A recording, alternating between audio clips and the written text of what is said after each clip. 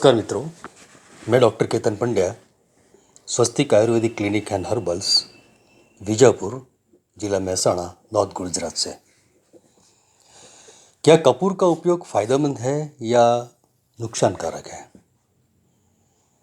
वैसे तो कपूर का उपयोग बरसों से भारतवर्ष में पूजा पाठ आरती में होता ही हो रहा है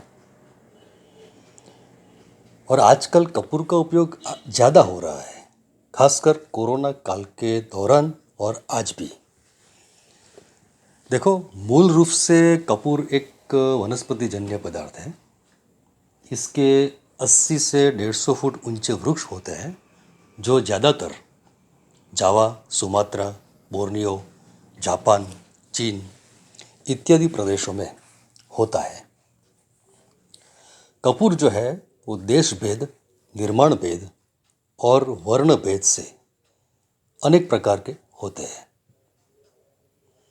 अब यह भारत के देहरादून, महाराष्ट्र, मैसूर, जम्मू आदि स्थानों में भी होता है। यद्यपि मूलतः कपूर वृक्ष जो है वो पूर्व अफ्रीकन प्रदेश केन्या का निवासी है। देश भेद से भीमसेनी कपूर, जिसको हम ब्रास कपूर कहते हैं, और चीन में होने वाला चीनी कपूर और भारतीय कपूर। निर्माण भेद से देखा जाए तो पक्वा कपूर और अपक्वा कपूर, और वर्ण भेद से देखा जाए तो रियाही कपूर, कैसूरी कपूर, काफूर मोती, जिसको हम ब्लूमिया कैम्पर कहते हैं। देखो मित्रों, कपूर के बारे में अगर डिटेल में चला जाइए तो वीडियो बहुत लंबा हो सकता है, लेकिन थोड़ी बहुत आपको टिप्स दे देता हूँ। आयुर्वेद में और यूनानी चिकित्सा में विभिन्न रोगों में कपूर का उपयोग वैद्यराज और हकीम बरसों से करते आ रहे हैं। जैसे कि आयुर्वेद में सन्निपात ज्वर, कंठ रोग, खांसी, श्वास, कृमि रोग, दंत रोग और चर्म रोग में विवेकपूर्ण इस्तेमाल कपूर का करने से बहुत अच्छे परिणाम भी वैद्यराजों ने लिए हैं, जो बरसों से उपयोग हो रहा है। लेकिन आजकल घरेलू उपचार में सिंथेटिक यानी कृत्रिम इस्तेमाल होने लगा है।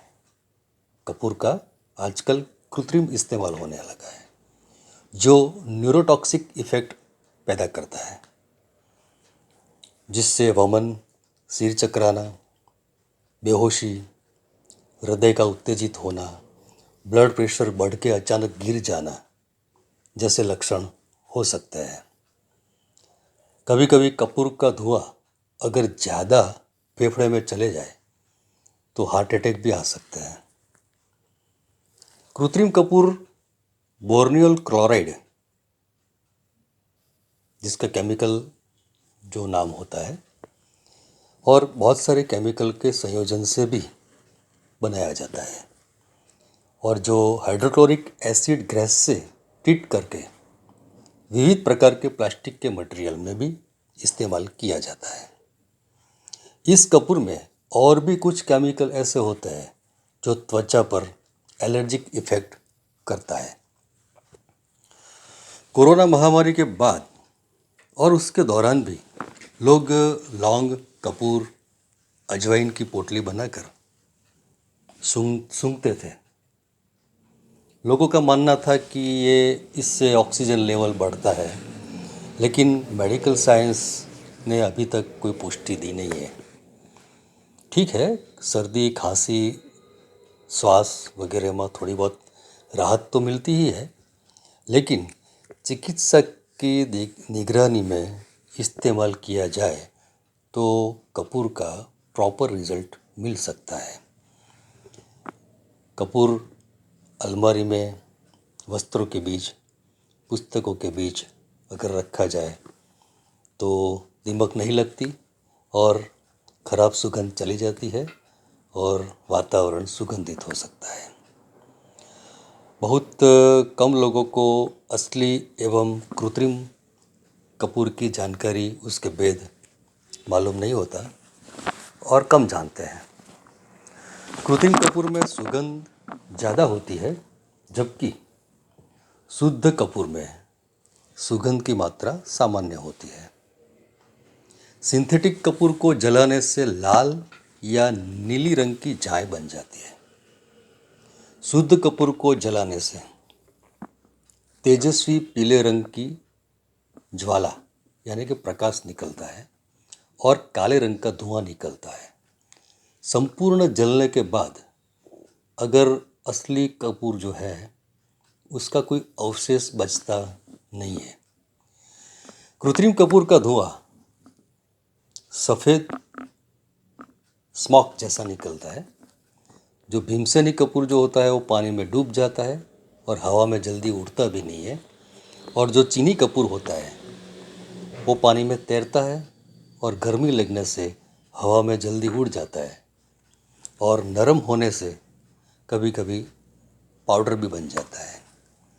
अगर कपूर का गुण देखें तो लघु है, तीक्ष्ण है, उसका जो रस होता है कटु होता है, तिक्त होता है और मधुर होता है। विपाक यानी कि पचने के बाद वो कटु हो जाता है। उसका शीतवीर्य है। कभी कभी आयुर्वेद के अंदर इसमें ऐसा भी होता है कि गुण दोष के अनुसार वो त्रिदोष शामक भी कहलाता है। कभी कभी दाह का शमन भी करता है। साथ में देखा जाए तो अधिक मात्रा में सेवन किया जाए तो अवसाद भी पैदा करता है और मृत्यु तुल्य भी हो सकता है। कभी कभी बच्चे शक्कर का टुकड़ा समझ के निगल जाते हैं, तो बच्चों को बिल्कुल सावधानी बरतनी चाहिए हम लोगों को कि बच्चों के हाथ न लग जाए, क्योंकि अगर वो निगलने में आ जाए तो स्टमक में, आंतों में अपने पूरे नर्वस सिस्टम को डिस्टर्ब करती है। अगर निगलने में भी आ जाए बड़े लोगों को भी और छोटे लोगों को भी, तो इमरजेंसी में आप अपनी चिकित्सक के वहाँ पहुँच जाए। बस आज इतना ही।